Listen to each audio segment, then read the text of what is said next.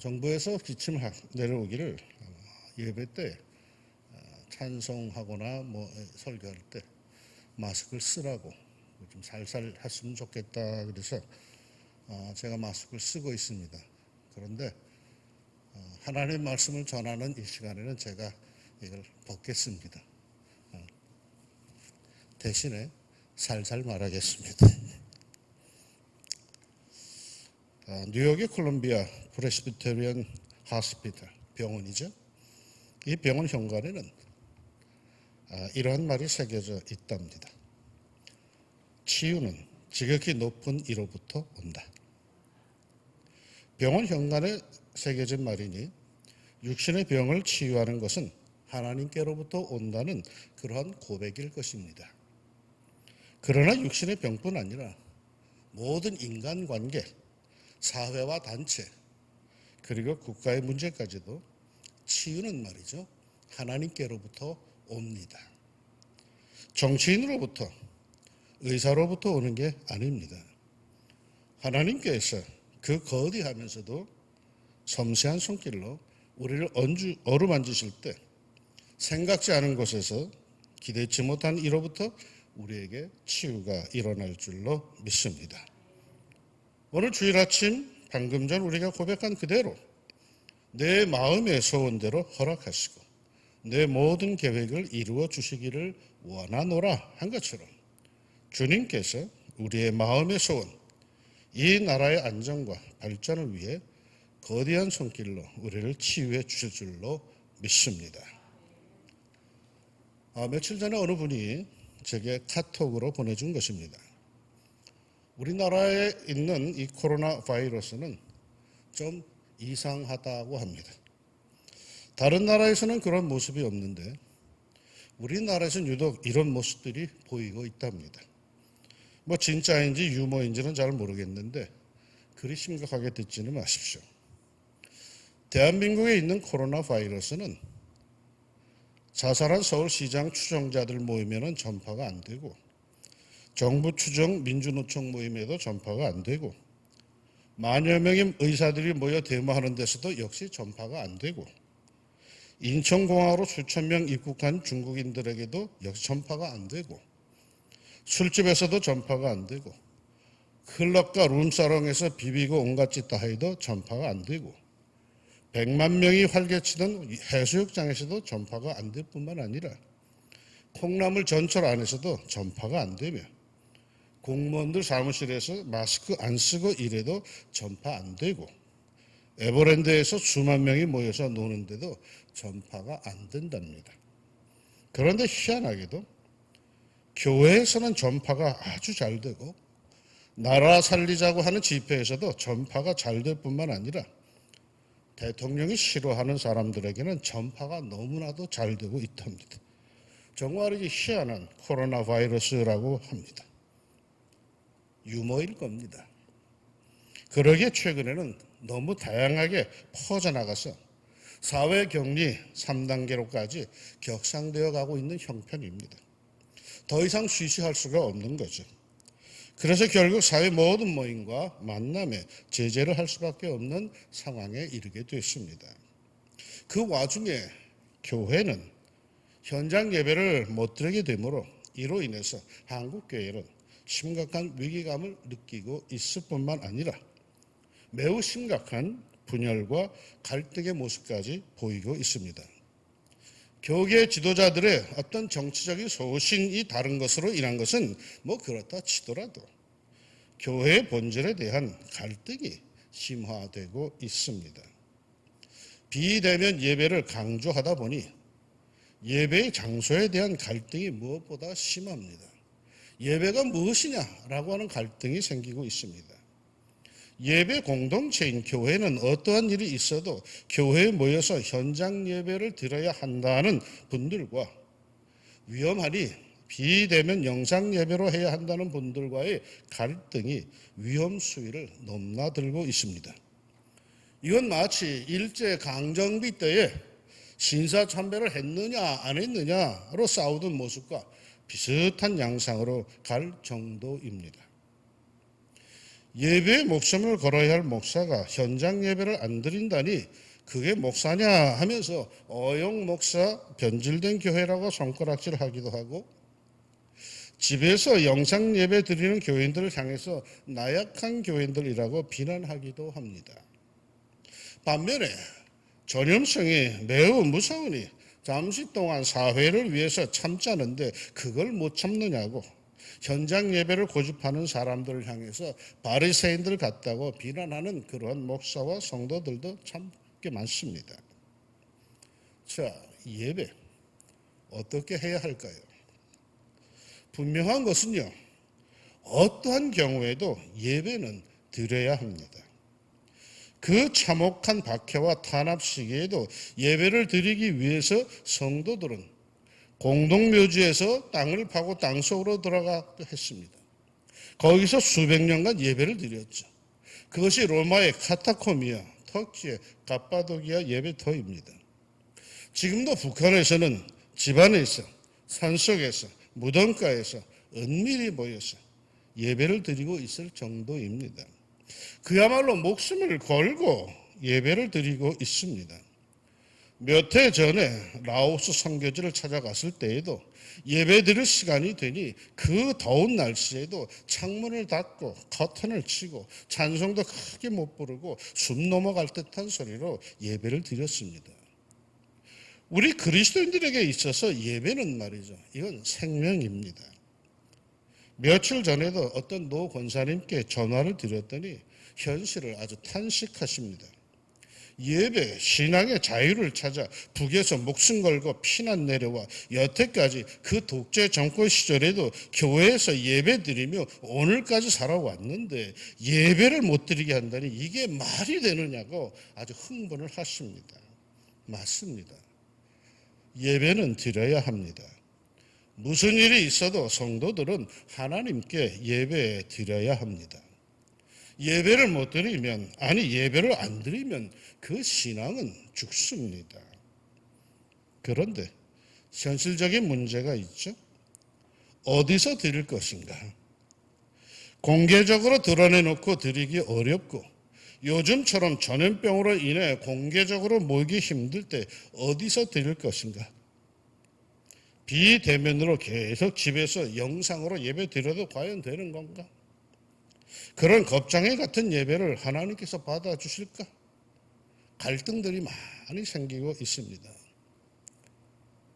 요한복음 4장에 보면은 예배 장소에 대해서 예수님께서 사마리아 여인에게 이런 말씀하신 것을 볼 수가 있습니다. 우리 조상들은 이 산에서 예배하였는데 당신들의 말은 예배할 곳이 예루살렘에 있다 하더이다. 예수께서 이르시되 여자여 내 말을 믿으라. 이 산에서도 말고 예루살렘에서도 말고 너희가 아버지께 예배할 때가 이르리라.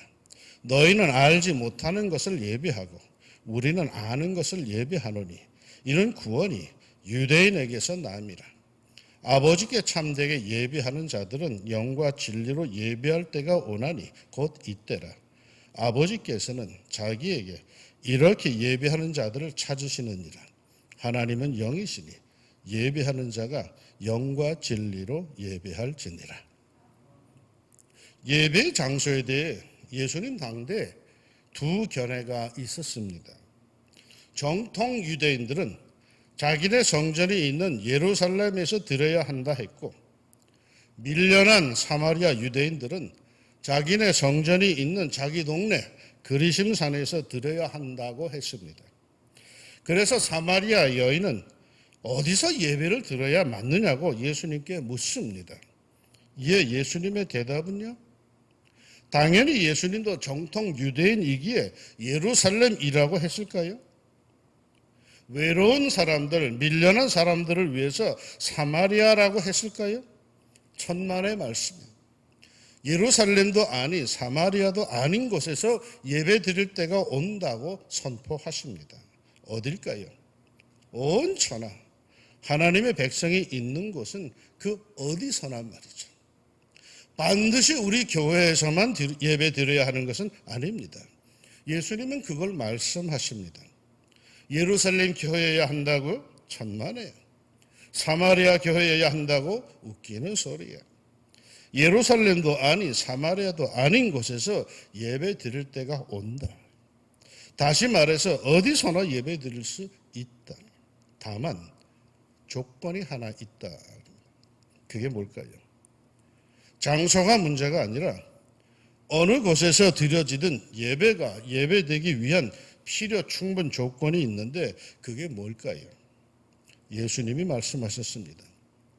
아버지께 참되게 예배하는 자들은 영과 진리로 예배할 때가 오나니 곧 이때라. 아버지께서는 자기에게 이렇게 예배하는 자들을 찾으시느니라. 하나님은 영이시니 예배하는 자가 영과 진리로 예배할지니라. 영과 진리로 예배할지니라.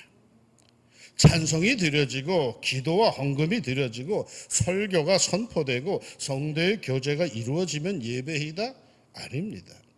영과 진리로 해야 합니다. 영과 진리로 하나님 앞에 서십시오. 영과 진실함으로 하나님께 찬송하십시오. 영과 진리로 하나님을 경배하십시오. 영과 진실함으로 하나님께 기도드리십시오. 영과 진리로 하나님의 말씀을 받으십시오. 그것이 예배의 장소입니다. 우리 하나님 편협한 분이 아니십니다. 우리의 예배를 받으시는 하나님은 이 성전 건물 안에 갇혀 있는 분이 아니십니다. 이 세상을 지으시고 살피시는 위대하신 하나님이십니다. 줄을 쫙 그어놓고 여기로 와야만 한다는 어린애 같은 분이 아니십니다. 영과 진리로 예배만 드린다면 바로 내가 서 있는 곳이 거룩한 곳이니라 하시는 하나님이십니다. 우리 하나님은요, 정말 좋으신 하나님이십니다. 오늘 본문은 아람, 즉 지금의 시리아의 장군 나하만의 이야기입니다. 아람 왕의 군대 장관 나하만은 그의 주인 앞에서 크고 존귀한 자니 이는 여호와께서 전에 그에게 아람을 구원하게 하셨습니다. 그는 큰 용사이나 나병 환자더라. 이 사람은 행복할 수 있는 모든 조건을 다 갖고 있던 사람입니다. 사회적인 지위가 있었고요, 왕과 코드가 맞는 특별한 신임 없는 군대 장관이고요, 국가적 난국에서 나라를 구출한 아주 구국적인 영웅이었습니다. 그러나 이 모든 행복의 조건들이 그에게는 무용지물이 될 수밖에 없는 결정적 약점이 있었는데 그게 바로 나병이었습니다. 즉 한센시병, 나병 환자였습니다. 하지만 그는 이스라엘에 가면은 고침받을 수 있다는 말을 듣고 찾아와서 선지자 엘리사를 만나 우여곡절 끝에 고침을 받습니다. 얼마나 기뻤을까요? 해피엔딩입니다. 그는 나병에서 깨끗이 고침받고 집으로 돌아가기 전에 선지자 엘리사에게 이렇게 고백합니다. 나아만이 모든 군대와 함께 하나님의 사람에게로 돌아와서 그의 앞에 서서 이르되 내가 이제 이스라엘 외에는 온 천하에 신이 없는 줄을 아나이다. 청하건대 당신의 종에게서 예물을 받으소서. 얼마나 감사했겠습니까? 그래서 준비해온 예물을 그대로 다 주려고 합니다. 얼마나 준비해 왔을까요? 나아말이 곧 떠날새 은 10달란트와 금 6,000개와 의복 10벌을 가지고 가서, 현재 단위로 환산해 보면요, 금이 약 52.5kg이고 은이 약 306kg이고 의복이 10벌이래. 엄청난 재물을 자기 집에서 갖고 왔다라는 거예요. 예물로 주려고. 그런데 엘리사가 이 엄청난 재물을 사양합니다. 나아만이 받기를 강권하였지만 끝끝내 엘리사는 사양합니다. 그러자 나아만이 조금 난처해졌습니다. 뭔가 자신이 받은 은혜를, 그 감사를 표현하고 싶은데 준비해온 예물을 받지 않겠다니 어떻게 할까 하다가 그는 이렇게 자신의 결심을 고백합니다. 나아만이 이르되 그러면 청하건대 노새 2마리의 실을 흙을 당신의 종에게 주소서. 이제부터는 종이 번제물과 다른 희생제사를 여호와 외에 다른 신에게는 드리지 아니하고 다만 여호와께 드리겠나이다. 오직 하나님만을 섬기겠다는 결심입니다. 믿음의 고백, 마음의 결단, 하나님을 향한 믿음의 서원을 한 것입니다. 그것도 은혜 받고 난 직후이니 그의 결심, 그의 마음은 확고했을 것입니다. 그런데 그는 한 가지 어려운 부탁을 이어서 합니다. 고국에 돌아가면 아람 왕이 우상 림몬에게 제사 지낼 때 자신을 데리고 가기에 자신도 림몬에게 절을 해야 하는데 자기 본이 자기 진심이 아니니 그때만큼은 용서해 달라는 간청이었습니다. 이를테면 우상 숭배를 해야 할 때가 있는데 자의로 하는 것이 아니니 용서해 주십시오라고 하는 겁니다. 그러니까 이게 무슨 소리예요? 살기 위해서 우상 숭배에 참여할 수밖에 없고 그때마다 자기를 용서해 달라? 우상 숭배, 하나님께서 어느 정도로 이것을 싫어하시는지 알고 그러는 걸까요? 이렇게 성경은 말합니다. 너는 너를 위하여 새긴 우상을 만들지 말고 또 위로 하늘에 있는 것이나 아래로 땅에 있는 것이나 땅 아래 물속에 있는 것에 어떤 형상도 만들지 말며 그것들에게 절하지 말며 그것들을 섬기지 말라. 나 내 하나님 여호와는 질투하는 하나님인즉 나를 미워하는 자의 죄를 갚되 아버지로부터 아들에게로 3, 4대까지 이르게 하거니와. 어디 있는 말씀인지 아십니까? 절대적인 율법이라고 하는 10계명의 두 번째 계명입니다. 하나님은 어떤 형태이든 우상 숭배하지 말라 하십니다. 질투하는 하나님이시라고까지 하시면서 미워하시겠다라고 합니다. 우상 숭배하는 자들은 그 자손 3대, 4대까지 저주받을 것이라고 하십니다. 그 정도로 우리 하나님은 우상 숭배를 아주 싫어하셨습니다. 그런데 막 은혜 받고 고침받은 이 나하만이 우상 숭배를 하는 그 현장에 자기도 참여하고 절을 할지도 모르니 용서해 달랍니다. 아니 네가 살아계신 하나님을 체험하고도 그딴 소리를 해? 책망할 만한데 이 우상 숭배를 용서해 달라는 나하만의 간청에 엘리사는 뭐라고 합니까? 너는 평안히 가라. 축복하였습니다. 어떻게 이럴 수가 있을까요? 우상 숭배를 엄단했던 여호와 하나님께서 어떻게 우상 숭배할지도 모른다는 일을 향해서 너는 평안히 가라고 축복할 수 있는가 말입니다. 더 이상한 것은요, 그 다음의 사건입니다. 나하만이 예물로 주겠다는 것을 엘리사가 끝끝내 사양하자 그게 마음에 들지 않은 사람이 있었습니다.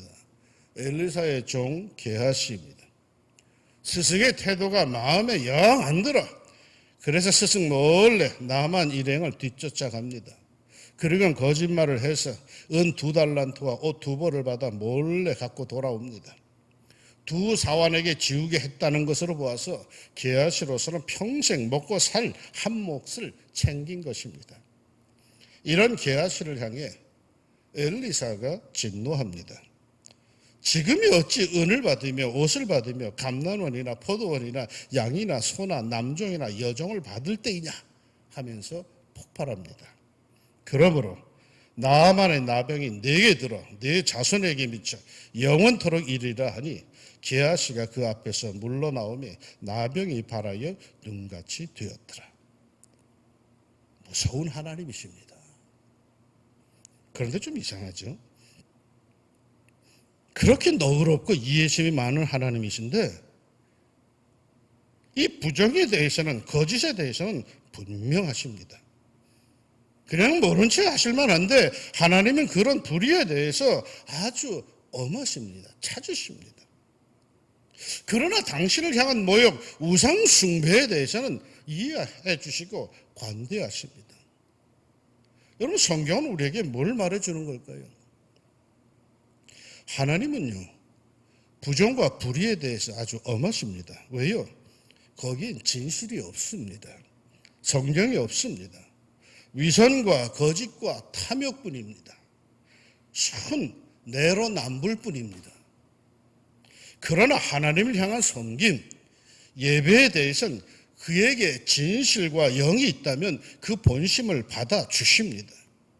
예루살렘이 아니라 땅끝에 가서 영과 진리로 하나님을 향하면 그 보잘것없는 환경과 위치에서도 진심을 다해서 하나님하고 부르짖으면 들으시고 감싸 주십니다. 찬양과 경배를 받아 주십니다. 우리들이 영과 진리로 예배하는 곳이 곧 예배의 장소입니다. 하나님의 아들 예수님께서 인정해 준 예배의 장소입니다. 그런데 우리들은 말이죠, 특별히 한국교회의 일부 목사님들과 성도들은 율법적인 장소에 자꾸만 매어 들어갑니다. 보편적인 것과 특별한 것을 구분하지를 못합니다. 일반적인 것과 특수한 상황을 분별하지 못합니다. 거의 다 일괄적입니다. 다 문자주의입니다. 눈 딱 감고 씌어진 대로 하면 된다고 합니다. 그러나 말이죠, 중요한 건 뭡니까? 예수님은 그러지 않으셨다라는 거예요. 예루살렘에서도 사마리아에서도 드리지 못할 때가 올 것입니다. 그때 세계 어느 곳에서나 영과 진리로 예배하면 된다는 거예요. 하나님은 그런 이들을 찾으신다고까지 말씀하십니다. 왕정 교회당에서 예배드리는 이들을 찾으시니라도 중요하지만 특별한 경우에는 그럴 수밖에 없는 상황에서는 이웃들을 배려해야만 하는 상황에서는 어느 곳에서든지 영과 진리로 예배하는 사람들을 하나님은 찾으십니다. 이 말씀은 평상시 자기 마음대로 자기 처소에서 편하게 예배드리라는 말이 결코 아닙니다.